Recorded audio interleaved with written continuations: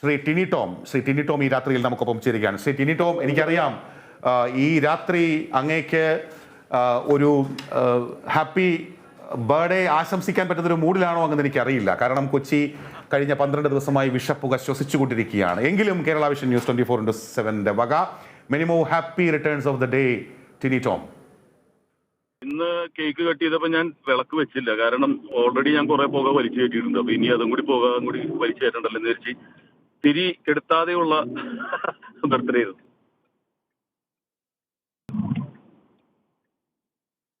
അതെ ടിനി, അങ്ങയുടെ അനുഭവം എന്താണ്? ഏത് തരത്തിലാണ് കൊച്ചി ഈ വിഷയത്തോട് പ്രതികരിച്ചത്? ഏത് തരത്തിലാണ് പ്രതികരിക്കേണ്ടത്? എന്നെ എഫക്ട് ചെയ്ത് എന്റെ മകൻ പിടിക്കുന്ന തൊട്ടടുത്തുള്ള രാജഗിരിയിലാണ്.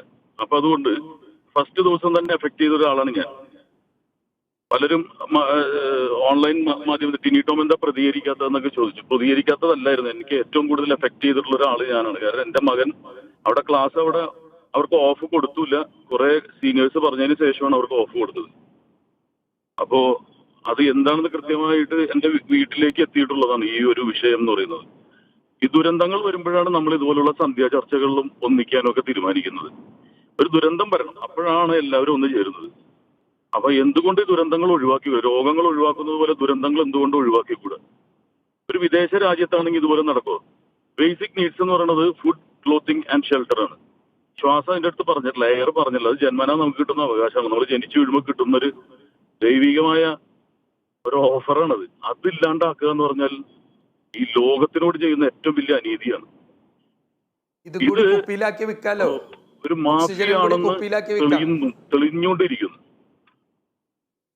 കാവ്യനീതി എന്ന് പറയുന്ന ഒരു കാര്യമുണ്ട്. അതൊക്കെ പെട്ടെന്നാണ് സംഭവിച്ചുകൊണ്ടിരിക്കുന്നത്. എത്ര വലിയ നല്ല നേതാക്കന്മാരാണെങ്കിലും അവർ നല്ല മനുഷ്യരെന്ന പേരിൽ അറിയപ്പെട്ടിട്ടില്ല. നല്ല നേതാക്കന്മാരായിരിക്കാം, ചിലപ്പോൾ നല്ല സിനിമാ താരങ്ങളായിരിക്കും. നല്ല മനുഷ്യരെന്ന് പേരെടുക്കണമെങ്കിൽ വലിയ പാടാണ്. എന്തൊക്കെ ഉണ്ടാക്കിയാലും അനുഭവിക്കുന്നതിന് ഒരു പരിധി ഉണ്ടല്ലോ. ഇതൊക്കെ തലമുറയ്ക്കാണ് കൊണ്ടുപോയി കൊടുക്കുന്നത്. അപ്പൊ തീർച്ചയായിട്ടും ആ കാവ്യനീതി ഒന്നില്ലെങ്കിൽ ജനകീയ പ്രക്ഷോഭമായിട്ട്, ജനകീയ പ്രതിഷേധമായിട്ട്, അല്ലെങ്കിൽ അവരുടെ ജീവിതത്തിൽ തന്നെ വരുന്ന, ഞാനിത് ദുർവാസറാവൊന്നുമല്ല ശപിക്കാൻ, എന്നാലും പറയാണ്, അവരുടെ ജീവിതത്തിൽ തന്നെ ഇത് കറങ്ങി എത്തും. വാളെടുത്തവൻ വാളാലെ എന്ന് ഞാൻ ബൈബിള് ദിവസം വായിച്ചു തുടങ്ങുന്നവന്. അപ്പൊ വാളെടുത്തവൻ വാളാലെ തന്നെ തീരും എന്നുള്ളതിൽ യാതൊരു സംശയമില്ല. അത് നമുക്ക് തന്നെ നമ്മുടെ ജീവിതത്തിൽ തന്നെ കാണാൻ സാധിക്കും. അതെ, ഏറ്റവും വൈകാരികമായ വാക്കുകളിൽ ഏറ്റവും ചുരുക്കിയാണ് ടിനി ടോം പറയുന്നത്. അദ്ദേഹം പറയുന്നതിന്റെ രത്ന ചുരുക്കം, വിദേശ രാജ്യങ്ങളിലെങ്ങാനുമാണെങ്കിൽ ഇത് നടക്കുമായിരുന്നോ? കേരളത്തിൽ എന്തും നടക്കും, അതാണ് അവസ്ഥ. ശ്രീ ടിനി ടോം, ഒറ്റ കാര്യം കൂടി, അങ്ങ് തിരക്കിലാണെന്ന് എനിക്ക് നന്നായിട്ടറിയാം.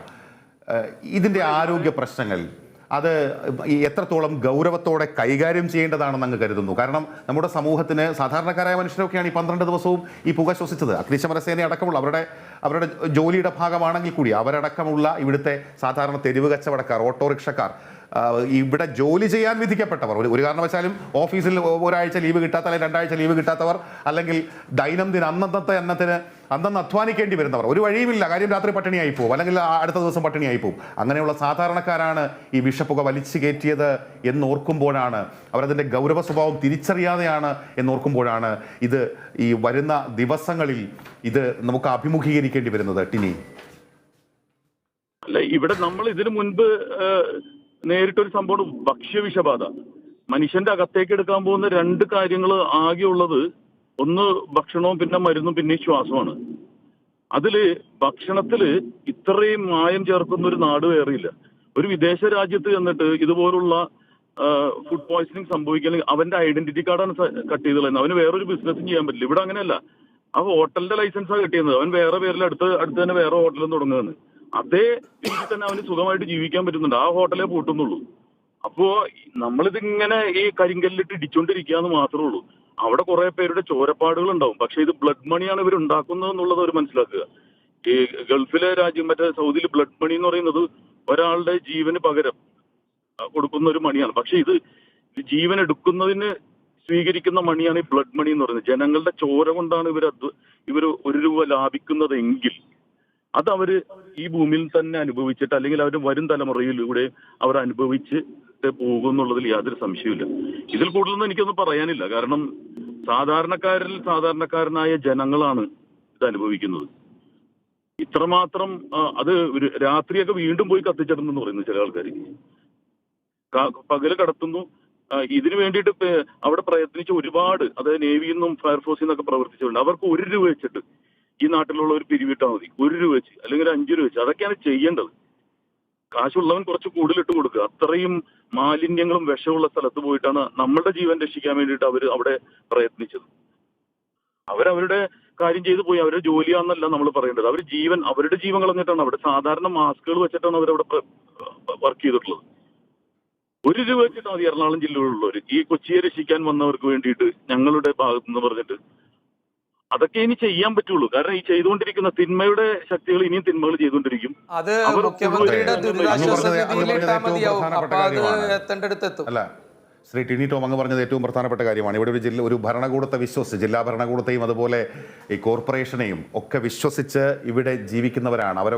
ഇവരൊക്കെ ചേർന്ന് ഞങ്ങളെ സംരക്ഷിച്ചു കൊള്ളുമെന്ന്, ഞങ്ങൾക്ക് മികച്ച അന്തരീക്ഷം ഒരുക്കുമെന്ന്. പക്ഷേ അങ്ങനെ കാവൽ നിൽക്കേണ്ടവർ, കൊച്ചിയിലെ സാധാരണക്കാരായ കൊച്ചിയിൽ ജീവിക്കാൻ വന്നവരെ പോലും, ഒപ്പം കൊച്ചിയിൽ ജനിച്ചു വളർന്ന് ഇവിടെ ജീവിക്കാൻ നിർബന്ധിതരാകുന്നവരെ പോലും അവരുടെ ചോരയും ജീവനും വിറ്റ് അതിൻ്റെ പണം കൊണ്ട് കൊഴുക്കുന്ന മാഫിയകൾ, ഈ അഴിമതി മാഫിയകൾ, അത്തരം സംഘങ്ങൾ തന്നെയാണ്, അത്തരം കരാറുകാരൊക്കെ തന്നെയാണ് ഈ ബ്രഹ്മപുരം എന്ന് പറയുന്ന വലിയ അണുബോംബ്, ഈ മാലിന്യമല ഇങ്ങനെ ഉണ്ടാക്കി വെച്ചത്. അങ്ങയുടെ ജന്മദിനം കൂടിയായതുകൊണ്ട് അങ്ങയ്ക്ക് എല്ലാ ആയുരാരോഗ്യ സൗഖ്യവും കേരള വിഷൻ ന്യൂസ് അറിയിക്കുകയാണ്. ഒത്തിരി സ്നേഹം ഈ രാത്രിയിൽ ഞങ്ങളോട് സഹകരിച്ചതിന് ശ്രീ ടിനി ടോം. ശ്രീ ബെന്നി ജോസഫ്, ശ്രീ ടിനി ടോം പറഞ്ഞൊരു കാര്യമുണ്ട്, അതായത് കേരളത്തിൽ ഇതൊക്കെ നടക്കും, ഇവിടെ ചോദിക്കാനും പറയാനും ആരും ഇല്ലെന്നേ. അതായത് എല്ലാവരും ഈ സേഫ് സോണിൽ ഇരിക്കുകയാണ്. ഇവിടെ